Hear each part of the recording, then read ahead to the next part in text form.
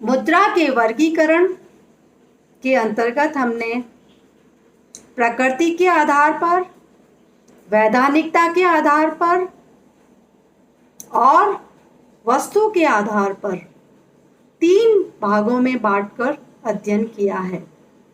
इसमें से हमने पिछले लेक्चर के अंतर्गत वस्तु के आधार पर मुद्रा के वर्गीकरण के अंतर्गत जो हमने 2 भाग बांटे हैं, एक धात्विक मुद्रा और दूसरा पत्र मुद्रा। इसमें से हमने धात्विक मुद्रा का अध्ययन कर लिया है। आज हम पत्र मुद्रा का अध्ययन करेंगे। पत्र मुद्रा की आवश्यकता क्यों पड़ी?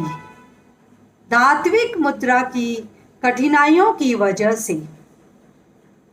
भारत में पत्र मुद्रा का निगमन रिजर्व बैंक के द्वारा किया जाता है। पत्र मुद्रा को हम 4 भागों में बांटकर अध्ययन करेंगे। पहला है प्रतिनिधि पत्र मुद्रा, दूसरा है परिवर्तनीय पत्र मुद्रा, तीसरा है अपरिवर्तनीय पत्र मुद्रा और चौथा है प्रादिष्ट मुद्रा।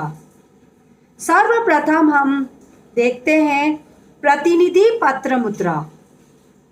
प्रतिनिधि पत्र मुद्रा वह पत्र मुद्रा होती है जिसके पीछे सोना व चांदी के कोष रखे जाते हैं, तभी इस प्रकार की मुद्रा का निर्गमन किया जा सकता है।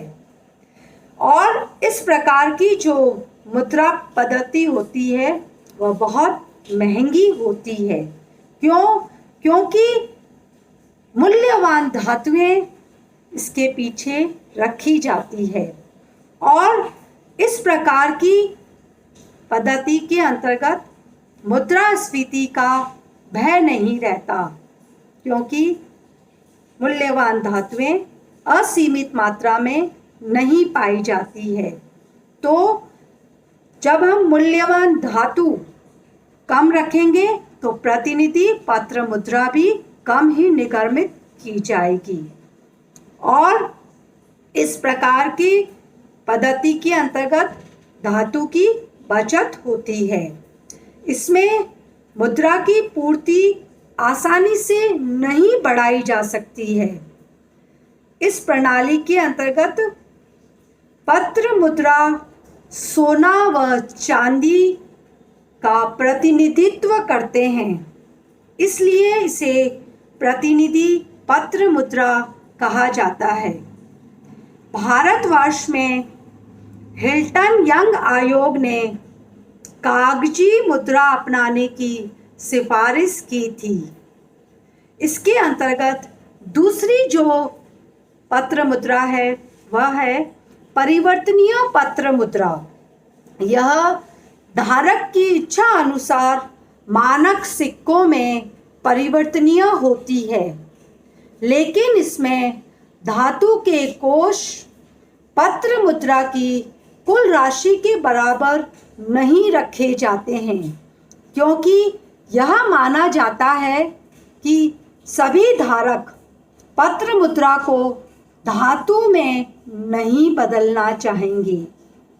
इसमें कोष के 2 भाग होते हैं, एक सोना चांदी व मानक सिक्के, दूसरा प्रत्ययी अंश।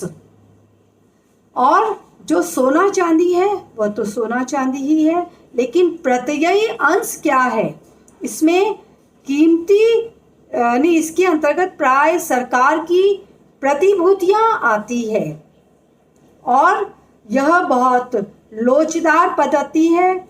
इसमें कीमती धातु की बचत होती है और जनता में विश्वास उत्पन्न करती है ये, लेकिन इसमें अधिक पत्र मुद्रा निकलने का भय या निकालने का भय बना रहता है, अर्थात मुद्रास्फीति का भय बना रहता है।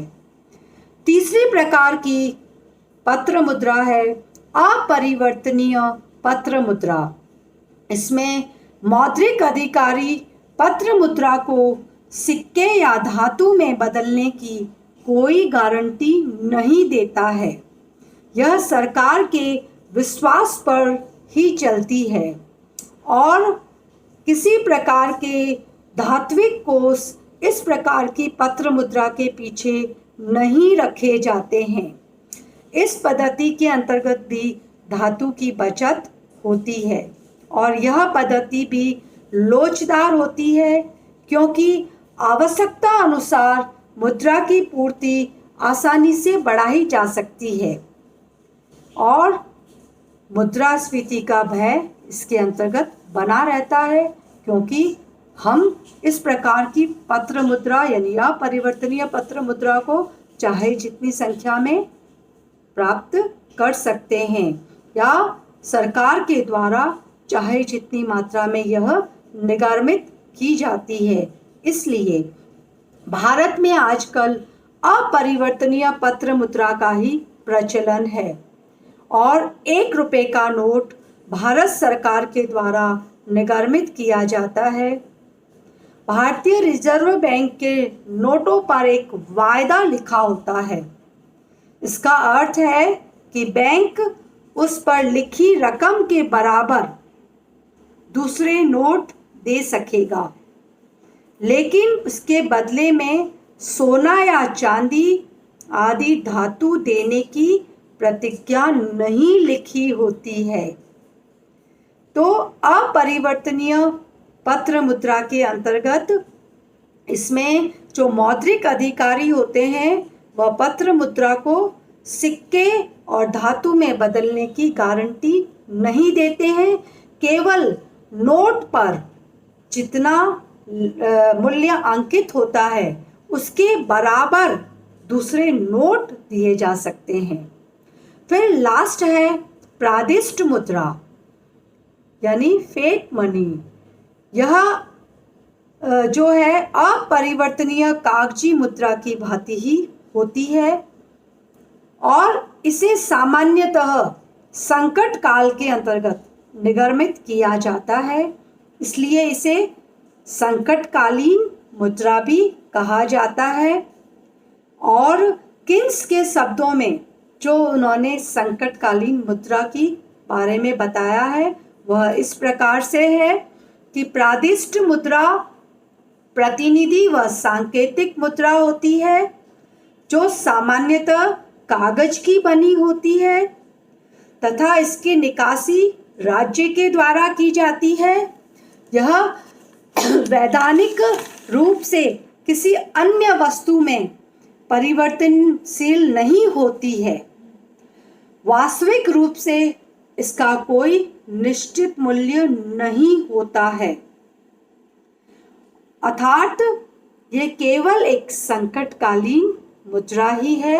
इसे हम परिवर्तनीय मुद्रा के अंतर्गत शामिल नहीं कर सकते हैं। हैंसन ने भी कहा है कि विनिमय माध्यम का कार्य कोई भी वस्तु केवल इसलिए विनिमय माध्यम का कार्य करे क्योंकि उसे कानून द्वारा ऐसा करने की व्यवस्था है, तो उसे हम प्रादिष्ट मुद्रा कहते हैं। इस प्रकार की मुद्रा की कुछ विशेषताएं हैं, जैसे इस पहली विशेषता निर्गमन सीमित मात्रा के अंतर्गत किया जाता है। सामान्यतः केवल संकट की स्थिति में ही इसे निर्गमित किया जाता है। इसके पीछे किसी प्रकार की आड़ रखने की आवश्यकता नहीं होती है और इसका आंतरिक मूल्य कुछ भी नहीं होता है। यह असीमित विधिग्राह होती है। सरकार अथवा चलन अधिकारियों के आदेश के आधार पर यह चलन में होती है। प्रादिष्ट मुद्रा के कुछ गुण और दोष भी है। यदि इसका सुनियोजित ढंग से एवं नियंत्रित ढंग से प्रचलन नहीं किया जाए तो यह देश के आर्थिक विकास के अंतर्गत बाधा उत्पन्न कर सकती है। लेकिन यदि इसका सुनियोजित व नियंत्रित ढंग से प्रचलन किया जाए तो यह देश के आर्थिक विकास में आवश्यक वित्त जुटाकर महत्वपूर्ण योगदान दे सकती है।